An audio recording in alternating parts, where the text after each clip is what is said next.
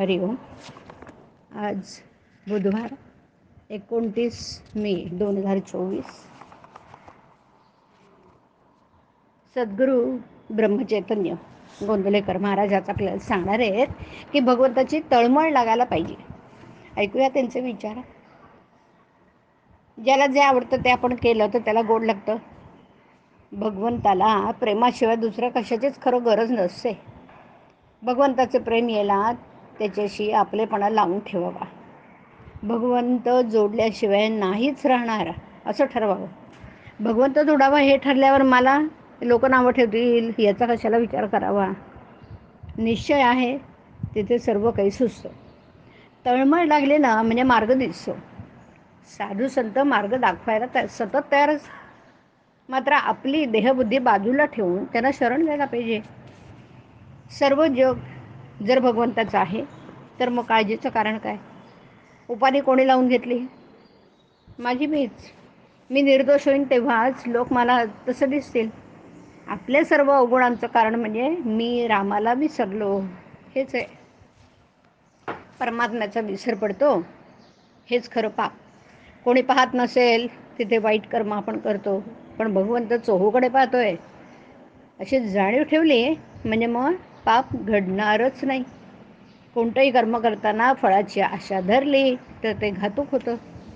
ज्याने भगवंत जवळ आणला जातो तेच चांगले कृत्य आणि स्नानसंध्या केली आणि व्यवहार खोटा केला तर त्या संधीचा काय उपयोग आहे. मनात कोणताही हेतू न धरता परमेश्वरावर श्रद्धा ठेवून वागावं.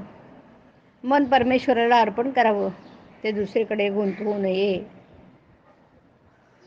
एकदा अर्पण केलेल्या मनाला जर पुन्हा विषयाचा आनंद झाला तर ते अर्पण झालं नाही असं समजावं. माझा प्रपंच व्हायला असेल तसा हो, पण तुझा विसर पडू देऊ नको असं अनन्य भावाने ते भगवंताला सांगावं. प्रत्येक कृतीत मी भगवंताचा आहे ही जाणीव ठेवावी. पडत्या काळातही जो भगवंताचा होऊन राहतो त्याला कशाचीच भीती नाही वाटत. पांडवांच्या जवळ प्रत्यक्ष भगवंत असताना त्यांना किती संकट सोसावी लागलेत. आणि मग संकट येऊ देऊन मग त्यातून बाहेर काढण्यापेक्षा भगवंताने संकट टाळलीच का नाहीत याचं उत्तर देणं सोपं आहे. पुष्कळ वेळा आपल्यावर येणारं संकट कोणी टाळलं तर ते संकट येणारच नव्हतं असं आपण समजतो. खरं सांगायचं म्हणजे संकट ही आपल्या कर्माचीच फळं असतात बरं. संकटामध्ये भगवंताच्या अस्तित्वाची जाणीव राहिली तर ती आपल्याला समाधान देते. ज्यांना सर्व अनुकूल आहे त्यांना देखील समाधान हे नसतंच ना. म्हणून ज्यांना तितकी अनुकूलता नाही त्यांनी त्याबद्दल असमाधान ठेवण्याचं कारण नाही.